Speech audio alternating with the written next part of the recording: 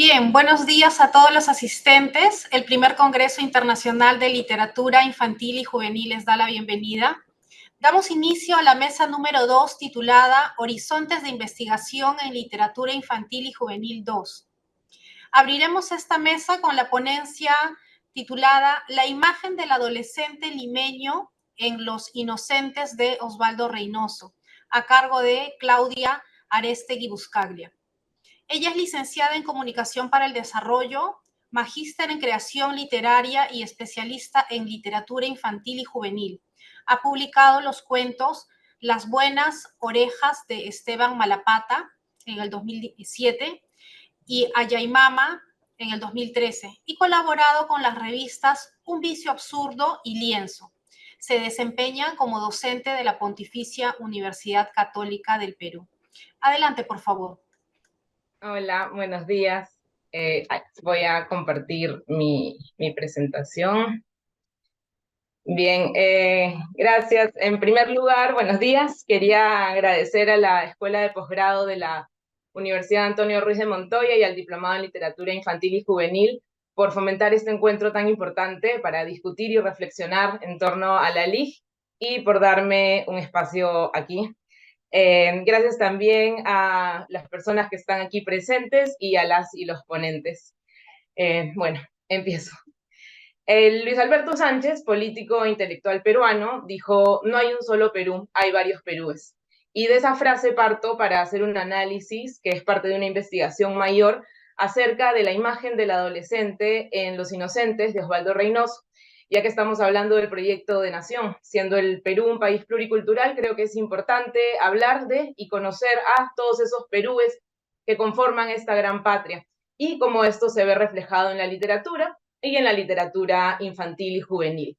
En este caso, me propongo hablar del adolescente limeño, varón, citadino, en situación de pobreza, de vulnerabilidad, quien está en constante lucha contra lo que se espera de él y lo que él busca como el ideal, y cómo esto está reflejado en el libro mencionado, que también es conocido como Lima en Rock. Un poco de contexto: Reynoso escribió Los Inocentes en siguiente. Estamos durante el segundo gobierno de Manuel Prado Ugarteche.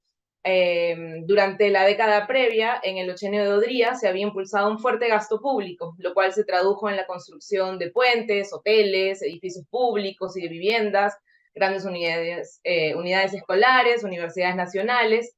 Y a pesar de esta aparente bonanza, el gobierno de Prado estuvo marcado por una fuerte crisis económica que se enfrentó con una política económica de corte liberal, y esto generó el descontento de la población. Además, hablamos de una época de fuertes migraciones del campo a la ciudad, lo cual tuvo como consecuencia la creación de barriadas populares y un crecimiento de la pobreza urbana. Además, también durante la década del 50, la mujer obtuvo el derecho a voto por primera vez después de una larga lucha, aunque con ciertas restricciones. Entonces, estamos en esa Lima, en ese pedacito de Perú que yo veo como una, no sé, fotografía, ¿no?, de lo que era ese pedazo de Perú en esa época. Los Inocentes es un breve libro de cuentos de realismo urbano que se concentra en 5 amigos de una misma collera: Cara de Ángel, El Príncipe, Carambola, Colorete y El Rosquita. Cada uno de los 5 cuentos gira en torno a cada uno de los amigos, cuyos nombres dan título a los relatos. En su segunda edición, para la colección Populibros, el libro se llamó Lima en Rock. Entonces, a veces lo encontramos como Los Inocentes, a veces como Los Inocentes con el subtítulo Relatos de Collera y otras veces con el nombre de su segunda edición. Uno de los rasgos más importantes y del que se ha hablado ampliamente es su lenguaje. Reynoso combina el lenguaje poético con el lenguaje vulgar para retratar a sus protagonistas. Así encontramos que el lenguaje poético estará más asociado a monólogos internos de los personajes, mientras que el lenguaje vulgar, soez, se utiliza en los diálogos. Y todo ello versus el lenguaje prosaico y culto del narrador. Pero también veremos que a lo largo del texto está todo combinado. Y de plano, Los Inocentes arranca de esa manera, sacándonos de la normalidad del lenguaje en prosa o de una narración lineal a la que el lector común está acostumbrado, para ofrecernos en primera instancia un lenguaje poético, en el que se difuminan los límites entre la realidad y la imaginación, entre los estímulos externos y sus respuestas físicas y mentales, emocionales, como en estos ejemplos. El semáforo es caramelo de menta, exquisita menta, ahora rojo, bola de billar suspendida en el aire. O esta otra, finísimos alfileres hierven en los pies, hormigueo bullicioso. Entonces, se usa bastante la metáfora para comprender el mundo interior de los protagonistas, quienes son jóvenes abrumados por la adolescencia y por su propia fragilidad. Y nos encontramos frente a muchísimos estímulos sensoriales, sonoros y diferentes imágenes que apuntan a esto. Entonces, como dice Piglia, nos encontramos frente a un texto que hace que el otro pueda hablar y, como dice Jonathan Kuller, que trae a primer plano el lenguaje. Aquí los diferentes niveles de lenguaje están integrados para crear los retratos de los protagonistas del libro y de la realidad en la que viven. El retrato, la fotografía de la Lima de la época y de sus personajes. Las imágenes que se evocan mediante el lenguaje y las distintas voces que intervienen bastan para que dichas imágenes se materialicen en las mentes de nosotros, los lectores, y entrando así nuestro poder de interpretación. Entonces, como vemos, el narrador se caracteriza por su lenguaje culto, salpicado de algunas jergas propias de la época, lo cual lo acerca a los personajes. Y vamos a ver más adelante en el libro, o vamos a entender que el narrador conoce de cerca a los personajes, entonces se siente muy cercano a ellos. Por otro lado, los diálogos de los personajes reproducen su forma particular de hablar, como he dicho, mezcla de habla soez, coloquial, vulgar, lisuras, jergas, etc. Y los pensamientos de los protagonistas mezclan el lenguaje vulgar con el poético, como en este ejemplo. Acá tenemos tres voces diferentes. La del narrador primero dice: mientras el auxiliar López escribía cuidadoso, el príncipe se mordía las uñas y seguía atento el vuelo de una mosca, que por fin salió por la ventana. ¿Qué hiciste después del robo, ah? Rapidito me fui a casa de Alicia. Silvé, salió, y estaba bien rica, ojerosa y con olor a cama sucia que arrechaba. No hay caso, estoy sufrido por ella, templado hasta la remaceta. Este ejemplo retrata justamente lo que estaba diciendo. Estaba la voz del narrador, la voz del agente de policía en diálogo, y la voz del príncipe, digamos, en su cabeza, ¿no? Sus pensamientos, está delimitada por los paréntesis. Y vemos los diferentes registros también ahí del lenguaje. Cada lectura de Los Inocentes nos descubre algo nuevo en ese sentido. La riqueza del lenguaje, en vocabulario, en recursos, en imágenes, los juegos del narrador, hacen que esta sea una obra tan vigente, aún a más de 60 años de su publicación. Como dije, el lenguaje probablemente sea el aspecto de Los Inocentes del que más se ha hablado, entonces no me quiero detener tanto en ello, aunque sí es una parte importante del reflejo o de la construcción del personaje adolescente en la obra. Quiero concentrarme en un segundo punto, que es la construcción de la masculinidad como vehículo a la madurez ideal, ¿no? Entonces vamos a ver cómo se presenta la imagen del adolescente más allá de sus rasgos al hablar. Algo que resalta del adolescente varón en el libro es esto, la construcción de su masculinidad, la cual he identificado que se basa no únicamente, pero son los que yo quiero resaltar en 4 aspectos. Estos son los estereotipos o mandatos de género, el machismo, la rebeldía y el estiramiento de los límites y la oposición a lo femenino. En Los Inocentes, la masculinidad se construye a partir de sus estereotipos negativos. El carácter colérico, la homofobia, la rebeldía, el irrespeto a la autoridad. Pero Reynoso se aleja del cliché y presenta estos temas desde una comprensión de cómo esos comportamientos esperados o estereotipados eran casi la norma entre algunos adolescentes de la época y del sector del que estamos hablando, ¿no? Una actitud de hay que ser malo y tener comportamientos también extremos. Vemos entonces que el comportamiento delictivo es una forma de marcar su identidad masculina, es un comportamiento casi ineludible que al tener la oportunidad no debe desperdiciarse, como en este ejemplo. Es extraído del relato del príncipe. Cuando ya regresaba a mi casa, al cruzar la avenida Tacna vi un Ford. Pucha, si estaba bobo. Lo habían dejado con la llave en el motor y con las ventanas abiertas. Se necesitaba ser muy gil para encontrar así un Ford y no chorearse. El príncipe cree que en la ciudad de los reyes no puede haber un príncipe sin auto y sin plata. Hay que aprovechar la oportunidad. Y vamos a ver cómo esto también desata la envidia de los otros miembros de la collera, quienes también quieren ser hombres mediante estos comportamientos extremos. Sobre el machismo, se espera que la mujer cumpla con ciertos roles y al hombre se le adjudican ciertas actitudes y comportamientos. Estamos frente a jóvenes menores de edad que buscan sexo en prostíbulos, feminicidas que se justifican porque, y cito, lo más triste que le puede pasar a un hombre es que lo hagan cojudo, chicos que se masturban como competencia o como castigo, adolescentes que roban para probar que son machos, y de esa forma se va construyendo su identidad de hombres, probándole al mundo que sí puede, probándole al mundo y probándose a ellos mismos, ¿no? Internamente y dentro de este espacio de la collera. Luego tenemos que la masculinidad se construye en función de la rebeldía y el estiramiento de los límites. Nuevamente podemos mencionar el orgullo que sienten los jóvenes por haber cometido algunos crímenes, ¿no? Delitos, y de aparecer en los diarios por dichos comportamientos, como hemos visto o como vemos en El Príncipe también. Chicos que debutan con prostitutas, como he dicho, que son asiduos a los prostíbulos, que son clientes frecuentes de bares, que se emborrachan, que conviven con amantes mayores, hombres o mujeres, que exploran la homosexualidad como una forma de imponer más su hombría. Así vemos que los límites de lo adecuado, entre comillas, de lo consensuado como correcto, se van estirando y se van adaptando.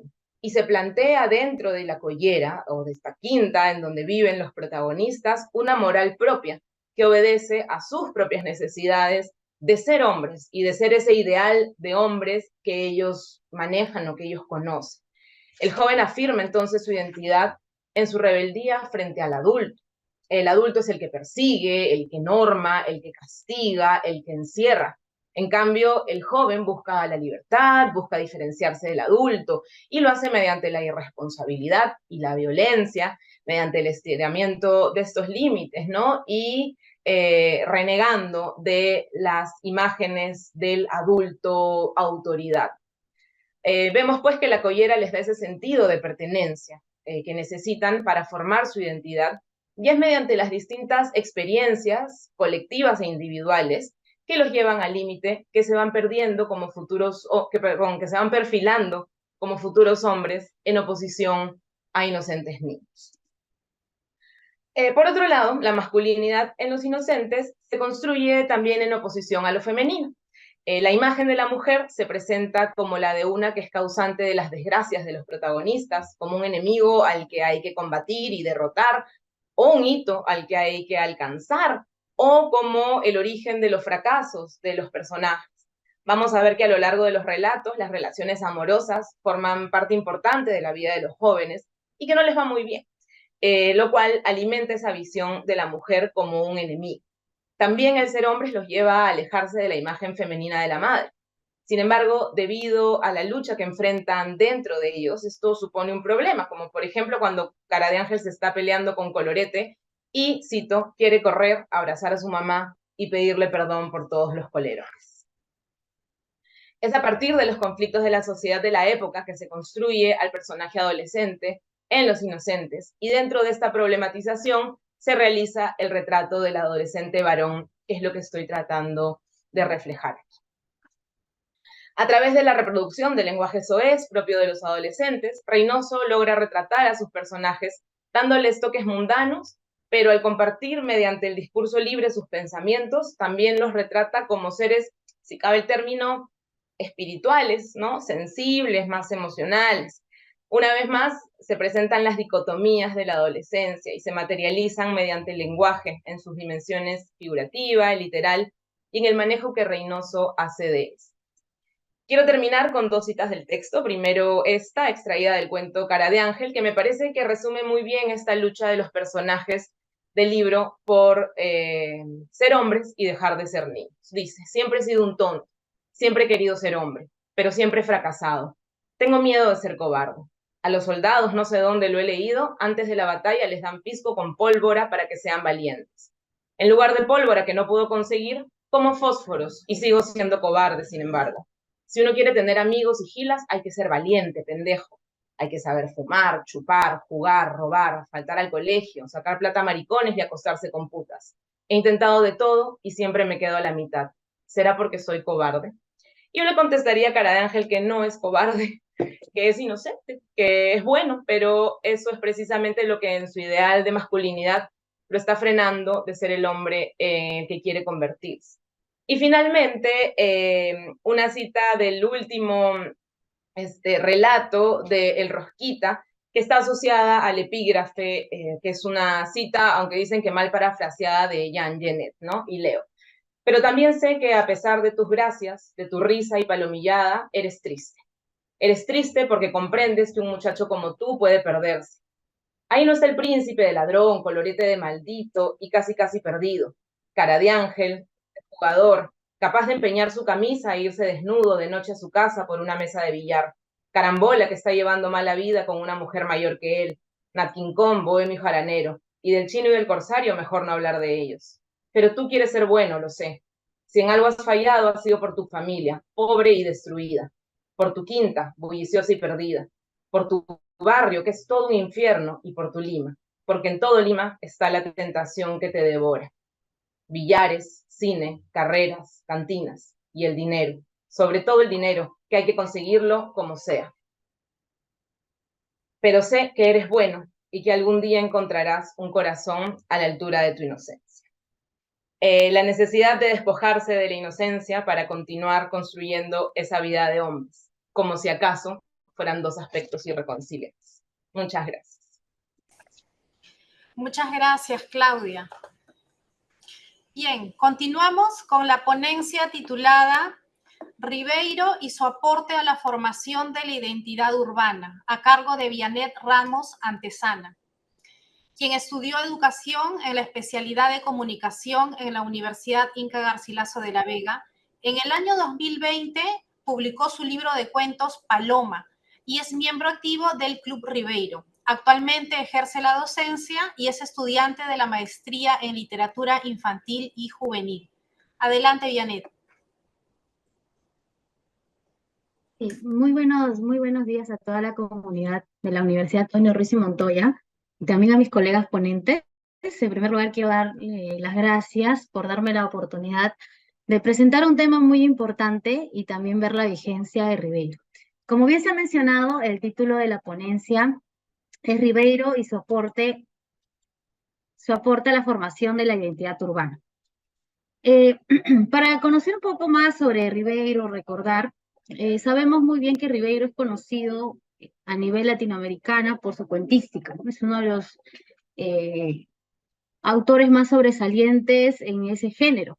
Pero Ribeiro no solamente escribió cuentos, ¿no? Sino también escribió teatro, ensayos, diarios y entre otros, los cuales han sido traducidos en más de 7 idiomas y él ha pertenecido a la generación del 50 conjuntamente con Enrique Congrains y Mario Vargas Llosa y otros personajes también muy interesantes.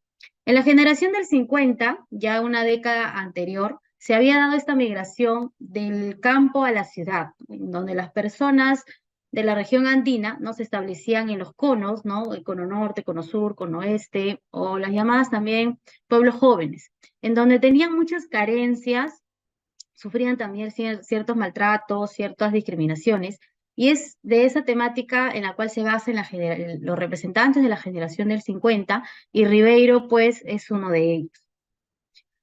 Para hacer de repente un breve recuento de la vida de Ribeiro, lo cual es necesario para poder entender su cuentística, porque sabemos que Ribeiro es un 95% autobiográfico, ¿no? Y esto es dicho también por sus sobrinos en la actualidad, Juan Ramón Ribeiro y de otros sobrinos también que él tiene. Él vivió, o mejor dicho, él nació en el barrio de Santa Beatriz el 31 de agosto de 1929 y falleció en Lima el 4 de diciembre de 1994. Él vivió en Santa Beatriz hasta los 8 años, vivía en casas alquiladas, no eran casas propias, y en una de esas casas se inspiró en redactar, ¿no? Su famoso cuento Por las azoteas, también Juegos de infancia. ¿Sí? ¿Se logra escuchar? Sí. ¿Sí? Ah, ya. Bien, no, como mencionaba, es en Santa Beatriz en donde él se inspira para poder eh, crear, ¿no? Estos cuentos como por las azoteas y también juegos de infancia. Él estudia en el Colegio Montessori, posteriormente, cerca de los 9, 10 años, se traslada a Miraflores, en el barrio de Santa Beatriz, y en ese tiempo Miraflores era muy distinta a la que es ahora, ¿no? Era un lugar con mucha vegetación, incluso la Huaca Pucllana o ahora Juliana, ¿no? Era en toda su extensión, y se respiraba pues un ambiente muy acogedor. Es ahí también donde él se inspira, bueno, en los demás cuentos que de repente se va a mencionar en adelante, y bueno, sabemos también que él no estudió en la Universidad Católica, estudió Derecho, porque la mayoría de su familia estudió esa carrera, ¿no? Entonces, él de alguna manera se vio inclinado de hacerlo, pero a él lo que le gustaba era escribir, ¿no? Tuvo la oportunidad de tener un círculo de amigos en la universidad, se ganó también una beca para estudiar en España. La pretensión era quedarse 1 o 2 años, lo que durase la beca, pero se quedó más tiempo, ¿no? Se quedó más tiempo de lo estimado, y ahora Ribeiro padeció mucho en Europa, ¿no? Vivió de muchas carencias, lo menciona en sus diarios, lo menciona en las cartas de Juan Antonio.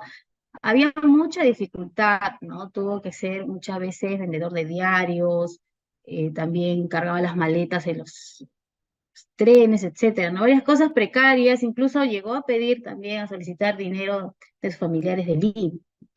Ya luego, cuando conoció a Mario Vargas Llosa, pudo él establecerse en una empresa, France Press, en la cual, ¿no?, él trabajó. Era un trabajo que no le gustaba, pero era el trabajo que le daba cierta estabilidad económica y ciertos ratos libres para poder redactar lo que era, ¿no?, algo que a él le gustaba mucho. Ahora, Ribeiro, estando en Europa, también él, ¿no?, tenía ciertas temporadas en Lima, ¿no?, en Perú. Y cada vez que él venía, se daba cuenta que se iba mutilando una parte de Lima. Si bien es cierto, se iba modernizando la ciudad, pero se iba perdiendo parte de la historia, parte de la identidad urbana. Y justamente quiero mencionar, ¿no?, algunos cuentos. Hay varios cuentos que están muy relacionados a la identidad urbana, pero uno de ellos, la cual destaca, y uno de sus primeros cuentos muy conocidos, es Los gallinazos sin plumas, escrito en 1954, ¿no? En la cual nosotros podemos visualizar a los hermanos Enrique y Efraín, que viven en un lugar marginal de Miraflores, conjuntamente con su abuelo Don Santos, quien, ¿no?, o quienes son obligados a traer comida para Pascual, ¿no? Ellos se desplazan por toda la avenida Pardo, un lugar importante, de alguna manera organizada, de Miraflores. Y ahí visualizamos, una de ellas es la explotación infantil, y también visualizamos ese contraste, ¿no? Siendo el distrito de Miraflores, tiene un lugar, ¿no?, o en su momento un lugar marginal, y un lugar que está modernizado, con muchas ventajas, ¿no? Ventajas en cuanto a varios servicios que se pueda brindar. Entonces, Ribeiro nos muestra ahí esa doble cara de Lima, y también en la última parte, ¿no?, en donde Enrique, ¿no?, eh, hace caer pues al abuelo Don Santos y toma a su hermano Efraín, ¿no?, a un convaleciente, ¿no? Se van del lugar, y aparentemente llegaba una vida buena para ellos, ¿no? Sin embargo, en las últimas líneas del cuento se menciona lo siguiente: cuando abrieron el portón de la calle, se dieron cuenta de que la hora celeste se había terminado, y que la ciudad, despierta y viva, abría ante ellos su gigantesca mandíbula, ¿no? Aquí Ribeiro nos quiere dar a entender que no acabaron los problemas, sino los problemas iban a ser aún más, ¿no?, más complejos. También otro cuento que está muy relacionado a la identidad urbana es Al pie del acantilado, escrito en 1959. Es un cuento realmente muy personal, ¿no? Muy sentido, con muchas aristas, uno de sus cuentos también un tanto extensos, ¿no?, muy profundos. El cuento narra la historia de Leandro, ¿no?, que tiene 2 hijos, Pepe y Toribio, en busca de un lugar, ¿no?, donde establecerse. Se van ellos al acantilado, ¿no?, cerca al mar, y ahí, mediante una señal de una higuerilla, establecen su hogar. Y el texto describe todo ese proceso de construcción del hogar, ¿no?, que de repente para uno puede ser insignificante, pero para ellos era algo muy importante, muy valioso, porque lo hacían con mucho sacrificio y van construyendo, ¿no? Ese espacio, obteniendo los objetos. Y Leandro tenía un hijo que era su mano derecha, que era Pepe. Y un momento crucial de la historia es cuando el mar arrebata a Leandro, a su hijo, considerado su mano trabajadora, que es Pepe, ¿no? Y se queda pues con Toribio, ¿no? Que de alguna manera trata de apoyar, ¿no? A su padre, y Leandro pasa diversas situaciones, conoce muchas personas, van apareciendo más vecinos, y luego posteriormente llega, ¿no? Una empresa, la cual indica que se tienen que retirar porque se va a realizar una construcción. Y Leandro estaba en primera instancia, ¿no? Un poco de rebelde, no quería entender la situación porque era su hogar, ¿no? Un lugar que tanto le había costado. Sin embargo, al final tuvo que, ¿no? Dejar ir, y juntamente con Toribio buscar otro espacio donde vivir. Considero que Al pie del acantilado es un texto que visualiza mucho la Lima de 1950, 1960, donde las personas migrantes de la región andina, de repente también de la selva, buscaban ese pedazo de tierra para poder establecerse y formar un hogar. Eh, Al inicio mencioné que este cuento de repente era muy personal porque yo vivo en Villa El Salvador y es producto de una invasión, ¿no? Un lugar donde vivo que es cerca de Petroperú. Y yo he visto desde pequeña, que estoy acá desde 1 o 2 años, cómo esto se ha ido construyendo desde todo un arenal, se ha ido construyendo los famosos caracoles con estera, posteriormente ya las esteras, ¿no? Puesta de manera vertical, protegida con plástico, y luego eh, mapresas, eternit, luego ya se fueron construyendo poquito a poquito, ¿no? Noble y así sucesivamente. Entonces, es un cuento realmente que a mí me hizo reflexionar, me hizo recordar aquellas vivencias, y también ponerme en el lugar, ¿no? De aquellas personas que, en este caso, ponerme en el lugar de Leandro, que tenía esa necesidad como padre de dar un hogar a sus hijos y tenía que luchar con todo, ¿no? Bueno, por eso considero que esto es uno de los cuentos que refleja esa Lima que en ese tiempo, ese padecer de muchos migrantes. Otro cuento también que quiero señalar es Los Eucaliptos, escrito en 1956. Los Eucaliptos narra la historia de, en este caso, bueno, está contado en primera persona, en el cual el joven señala todas las vivencias, todos los juegos que tiene con sus amigos en el barrio de Santa Beatriz, en Miraflores, en donde se presencian una gran cantidad de eucaliptos, y en donde los eucaliptos eran parte de su vida. Pasa un tiempo y se dan cuenta que los eucaliptos son derribados, ¿sí? Y hay una parte del texto en que se menciona, ¿no? La ciudad progresó, pero nuestra calle perdió su sombra, su paz, su poesía. Para estas personas que derribaban los eucaliptos en búsqueda de la modernidad, pues no, eran plantas, árboles que no tenían ninguna importancia. Pero para este joven, como se narra, este protagonista, era parte de su vida, era parte de su espacio, parte en el cual él podía estar cómodo, a gusto, y se estaban llevando parte de su vida.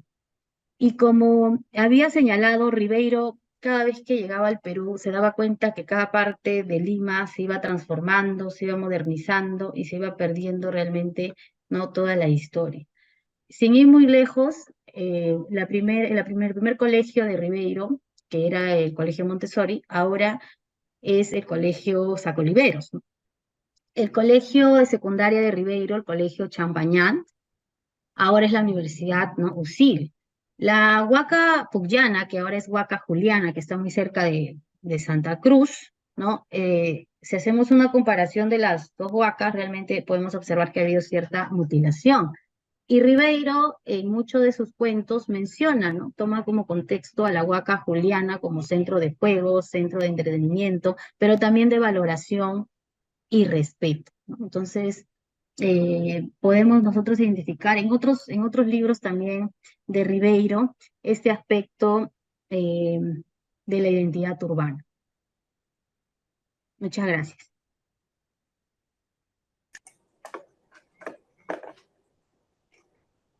Muchas gracias, Vianet. Bien, ahora tendremos la ponencia de título sobre el concepto de la historia, las tesis de Walter Benjamin para acercarnos a los cuentos pintados de Carmelón Berrocal, a cargo de Tania Neira.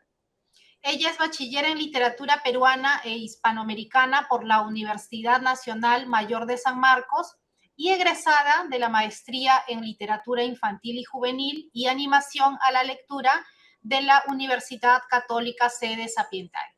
Actualmente se dedica a la edición de publicaciones sobre patrimonio inmaterial y literatura infantil. Te escuchamos, Tania. Muy buenos días con todas y todos. Voy a intentar compartir pantalla para proyectar la imagen de nuestro autor. Un ratito, vamos a ver si se logra. Está bien. ¿Me avisan si están viendo el PPT? Vamos a hacer. Sí, Sí, Tania, lo vemos. A ver, vamos a hacerlo grande. Ya está. A ver. Un ratito para poner mi Word. Esto acá. Y ya está. Empiezo con un epígrafe. La propuesta de este avance de investigación es introducirnos a uno de los cuentos pintados del Perú de Carmelón Berrocal a través de el filósofo Walter Benjamin. Entonces quisiera iniciar con un epígrafe, con una cita que hace un lector muy agudo de Benjamin. Las tesis de Walter Benjamin exigen una nueva comprensión de la realidad que encienda la esperanza de que otro mundo es posible. Este avance de investigación propone transitar uno de los cuentos pintados del Perú de Carmelón Berrocal de la mano de Walter Benjamin, a partir de las tesis de su libro sobre el concepto de la historia. Pinturas de Sarwa, tradición oral, memoria. El arte de Carmelón ilumina la literatura infantil y juvenil con sus imágenes dialécticas tan necesarias para desclausurar las voces de nuestros antepasados. Los cuentos pintados del Perú de Carmelón Berrocal inician la colección editada por Pablo Macera. Desde el Seminario de Historia Rural Andina de la Universidad Nacional Mayor de San Marcos, se empiezan, al finalizar el siglo XX, proyectos de estudio de la memoria del mundo andino y del de los pueblos amazónicos, que se difunden a través de libros para niñas y niños, castellano lectores, quechua lectores, aymara lectores del Perú, en el caso de los libros de Carmelón.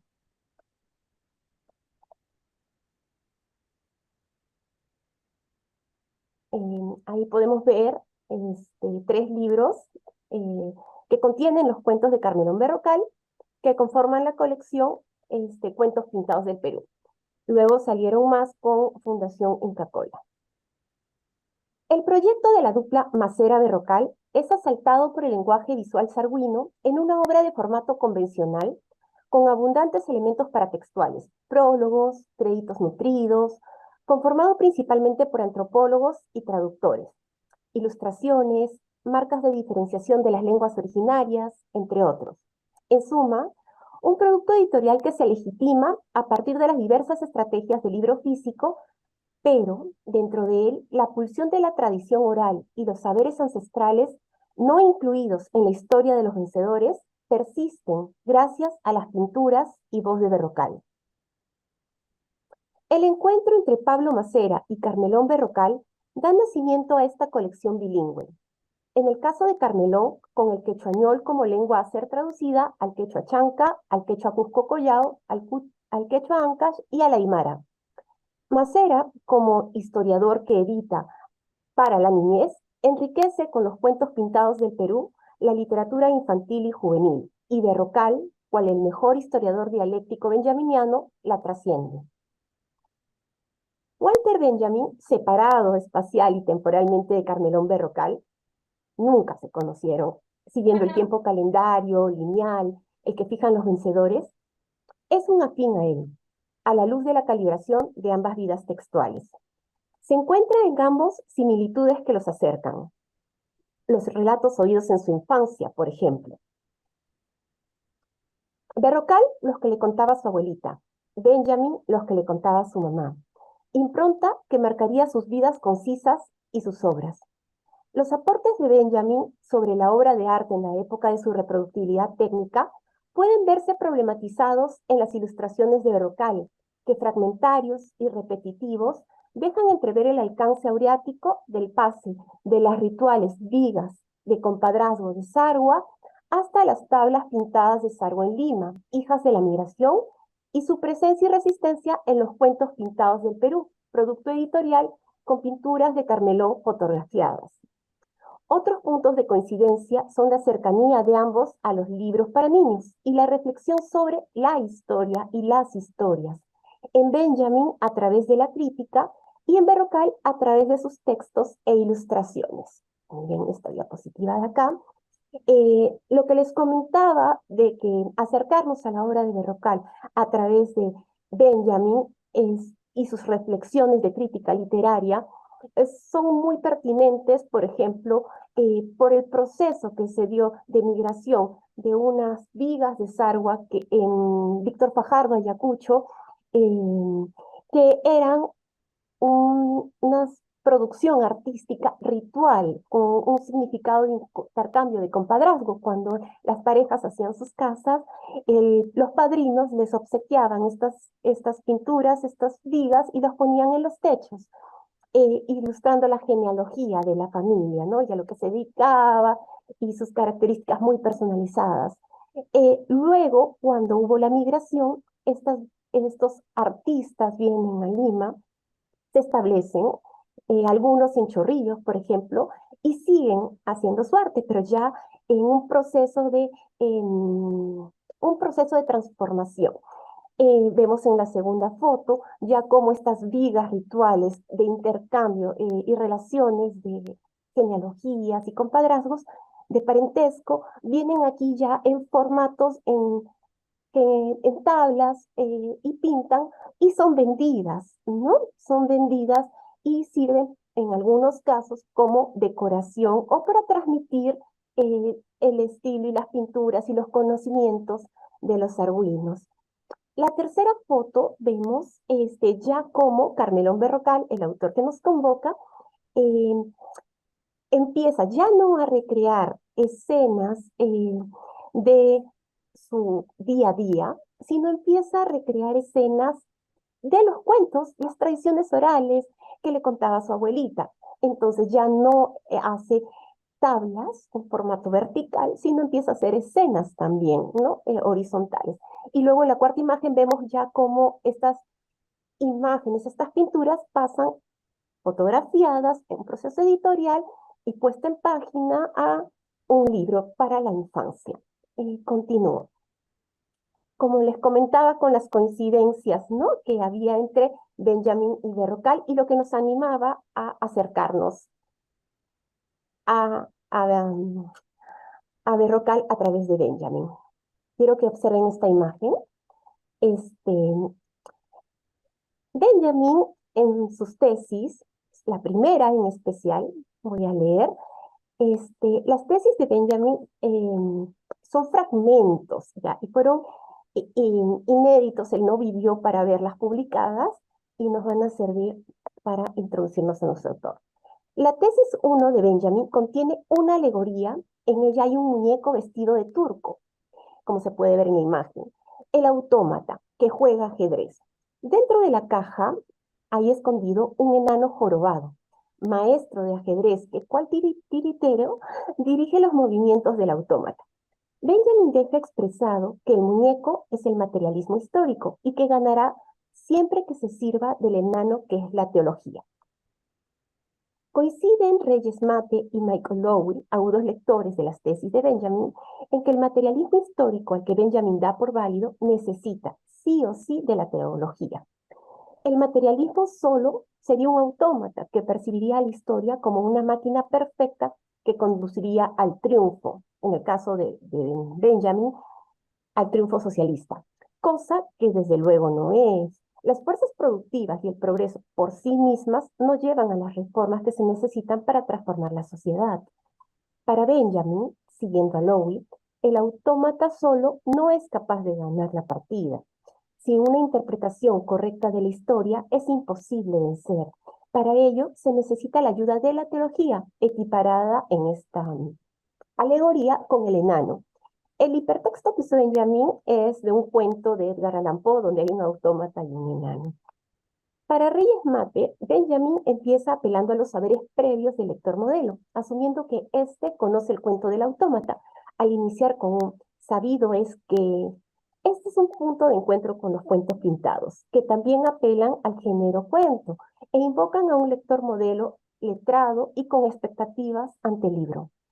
Para Benjamin es capital designar al sujeto de la historia, el punto de vista desde el que se realiza esa nueva comprensión de la realidad para poder transformarla a partir de la voz de los invisibilizados de la historia.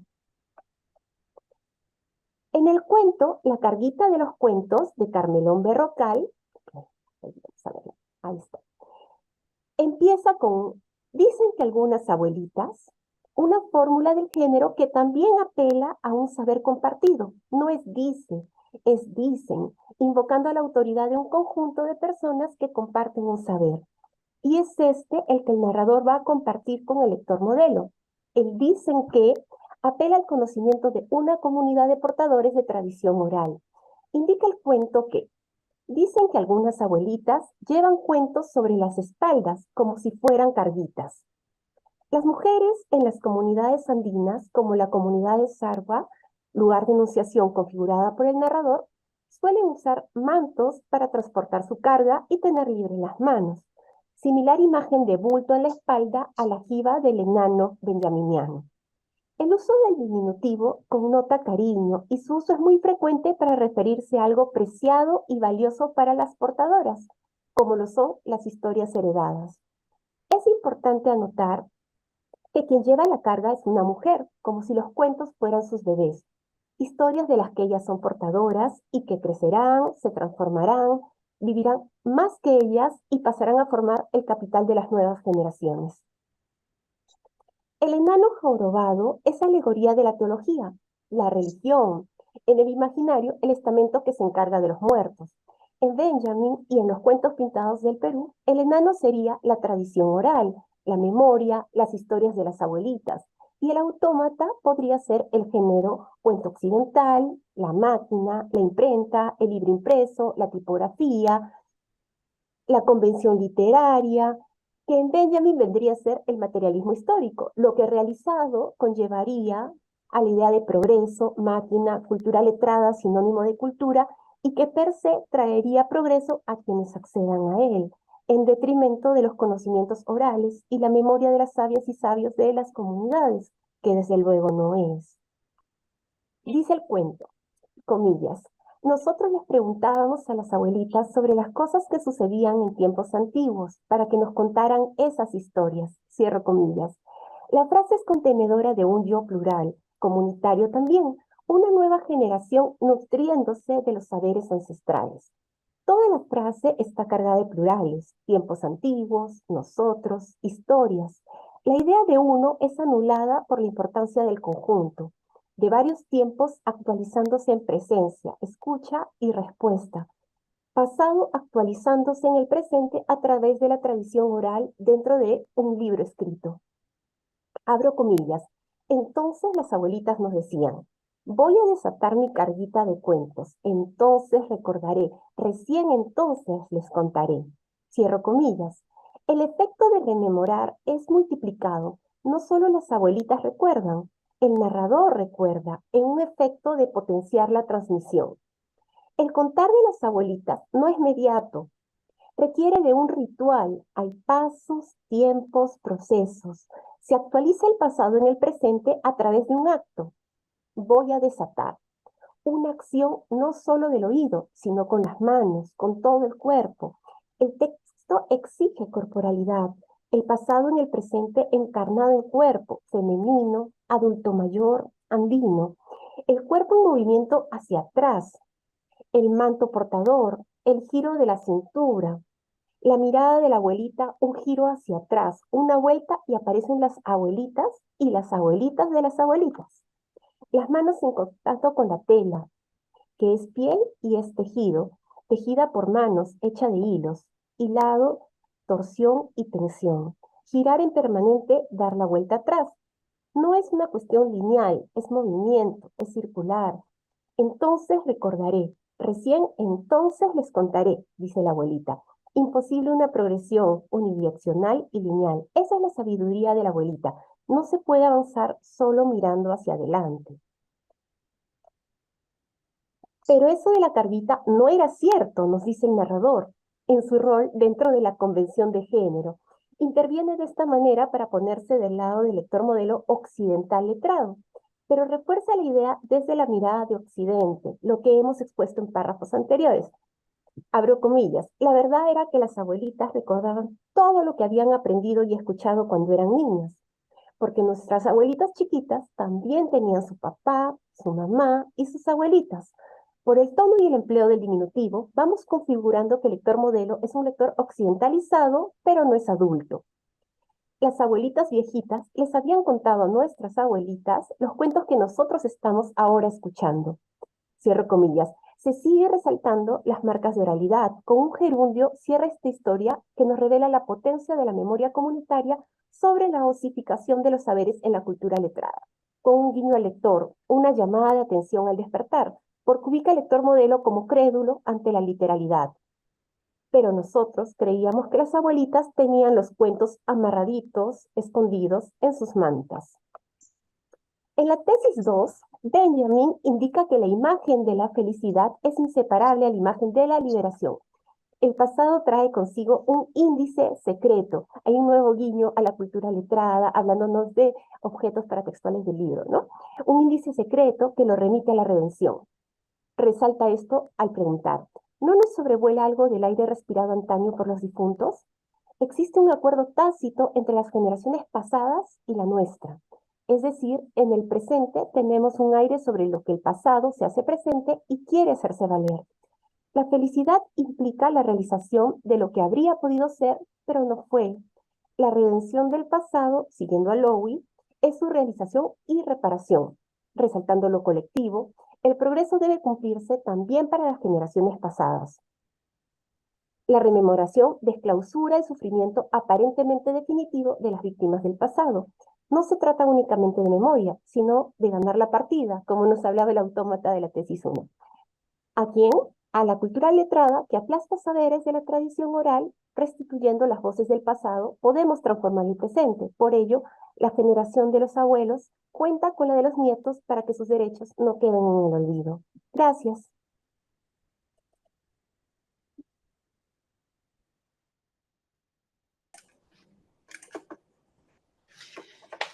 Muchas gracias, Tania.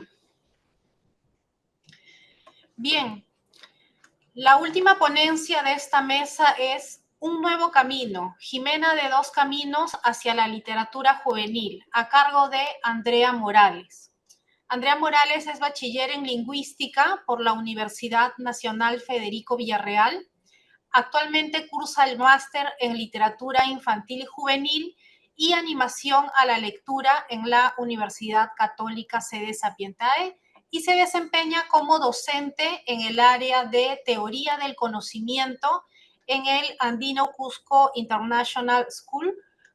Como instructora independiente en redacción superior, persigue el objetivo de acercar a niños y jóvenes a la lectura aplicando metodologías dinámicas adaptadas a cada necesidad. Tania, por favor, deja de compartir tu PPT.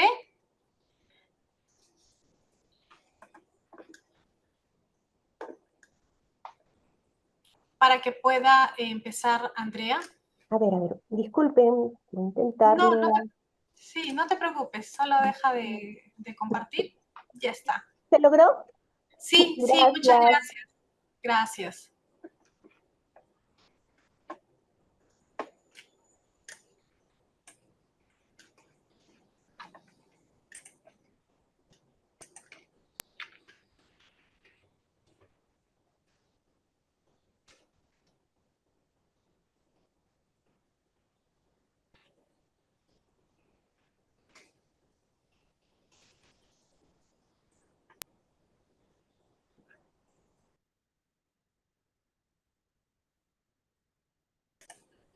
Sí, esperamos unos minutitos. Andrea se está conectando.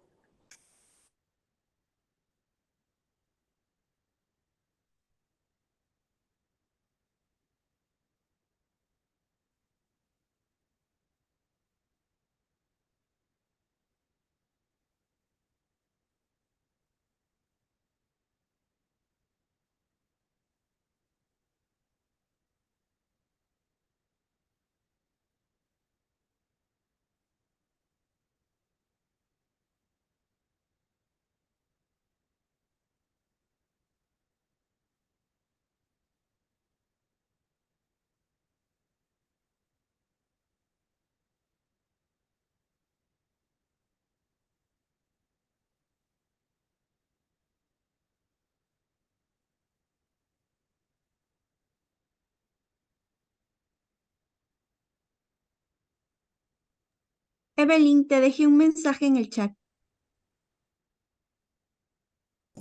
Gracias.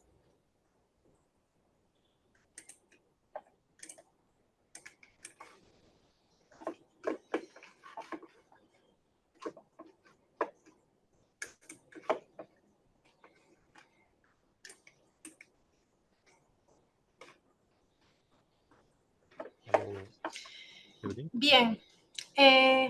Andrea no se va a poder unir por un problema de conexión. Sí, lamentablemente no vamos a poder escucharla, pero damos inicio a las preguntas. Si tuvieran alguna consulta, pueden escribir en el chat, por favor. Si tuvieran algún comentario o consulta a las tres ponentes.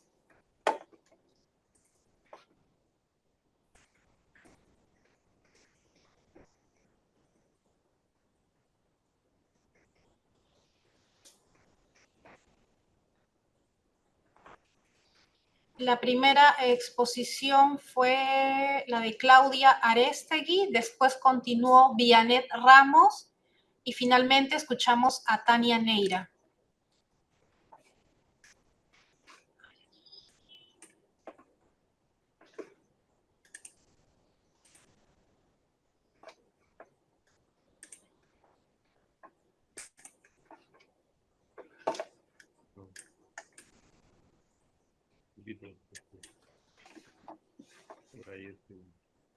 Es un congreso. Ah, qué bacán. ¿De literatura? Sí.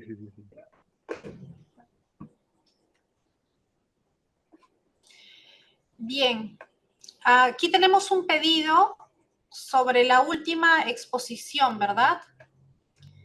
Nos dicen si podrían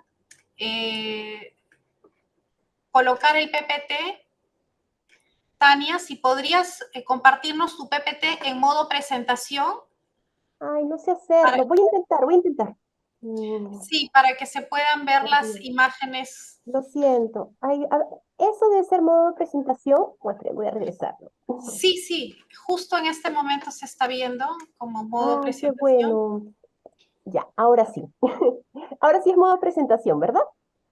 No, ¿No? no. A ver. Ahora, Sí, exactamente allí. Sí. ahí está el autor. Ajá. Estos son la colección Cuentos Pintados del Perú, que es bien sui generis porque iban saliendo de acuerdo a el doctor Pablo Maceri iba encontrando fondos. Entonces, primero lo ayudó la cooperación alemana y sacó estos tres primeros números que contienen cada uno tres cuentos de Carmelón Berrocal. Este, luego consiguió financiamiento del privado y entonces es aquí donde saca, solo he puesto los de Carmelón Berrocal, pero luego también saca de autores importantes amazónicos como Lastenia Canayo, Polo Shipibo Conibo y de Enrique Casanto Shingari, artista ayánica, ¿no?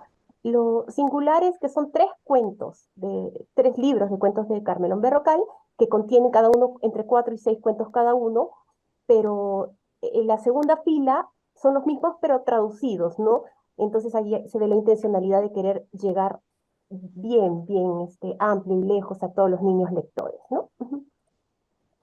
Esta es la imagen del tránsito de la ritualidad de las vigas de Sargua hacia las ilustraciones en libro infantil. Esto es la imagen del autómata. Esto es el cuento, la carguita de los cuentos que usamos en la exposición.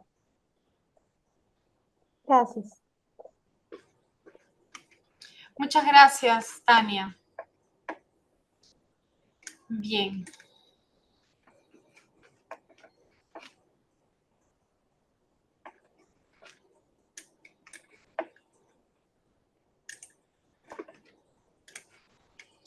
Bien, hay una pregunta, pero del tipo técnica, sobre si hay un enlace para la asistencia, para que se registren.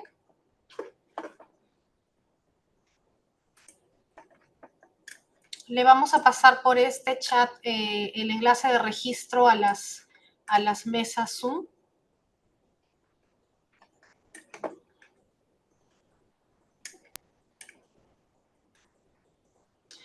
Bueno, Agradecemos a las ponentes por compartir sus valiosas investigaciones y al público por conectarse. Antes de concluir esta mesa, los invitamos a asistir a las mesas presenciales y la inauguración del Congreso que se realizará esta tarde en el auditorio de la Universidad Antonio Ruiz de Montoya.